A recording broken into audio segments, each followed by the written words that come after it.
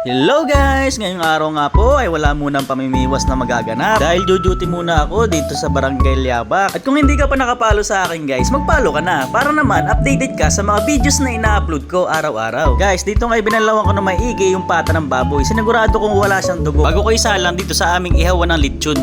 Pinainit ko nga po pala ng maayos tong aking pag-iihawan para naman hindi dumikit yung pata ng baboy kapag binaliktad na. Guys, pag hindi kasi pinainit ng gusto, yung ihawan, didikit diyan ang pata ng baboy dahil mahirapan kang bali-baliktaran iyan pagka dumikit na ang pata ng baboy. Iihawin ko nga muna yan guys ng 1 oras. Kalahating oras sa left, kalahating oras sa right. At ganito nga pagka-ihawan gusto ko guys, medyo sunog-sunog na kasi nandyan yung lamnam ng baboy. Pagkatapos ko ang ihawin yan guys, aanunin ko na at baka naman ma-overcook. Ayos ito, nilaga. Pagkaahon ko nga na yun, naman ibabalawan ko mga 3 banlaw para siguradong hindi siya mapait. Guys, pagka hindi mo yan binalawan at nandiyan pa rin yung itim-itim na yan, ako po guys, napakapait na yan. Pagka nirekta mo yan sa sabaw, lulutang yung mga itim-itim na yan. Tapos ay pagka hinigop mo yung sabaw, pait! At pagkatapos ko nga yan banlawan, tatanggal-tanggal ko na yung mga itim-itim na yan at igigitil ko naman ang maliliit. Naalala ko tuloy yung lola ko guys, mahilig siyang magluto ng ganito. Yung tatapalaan niya tapos ay ilalaga niya. Anak ko po nakapakasarap na yun.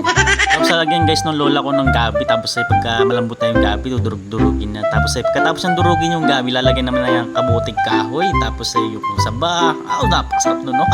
Lamnam. Tapos guys, pagka hinigop mo yung luto ng lola ko, yung nilagang pata. Ako, naalala ko yung pagkabata ko. Parang gusto ko mag-only rice pa nga po. Tapos guys, sinunod ko na nga rin yung sibuyas, tanlad, gabi, luya, pamintang buo. Sinabay-sabay ko na yan guys para naman sabay-sabay na sa pagkuluyan.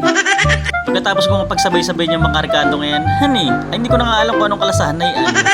Lola, ipamana mo sa akin ang iyong anting sa pagluluto. Wow, sarap! Pagkatapos nga guys na 1 oras paglulutuhan, pwede na pala lutong-luto na. Wow! Gatong kulay talaga, texture ang gusto ko sa mga nilaga guys. Yung may sili, yung may gulay. Naku, pag hindi ko po to, napakasarap guys. Kaya ano pang hinihintay mo, mga aunata. Dito nga guys, sa pagkagat ko ng karne ay napakalambot, napakalamnam. Talagang lasang-lasa yung pagkaihaw niya, yung aroma. Naku, sarap naman na ito. Sa unang subo ko pala, naubos na yung mga sabaw. Arga! Hanggang dito lang guys ang aking vlog. Don't forget, like, share, and comment para lagi kayo updated sa mga videos na ina-upload ko. Bye! Kakain po muna ako.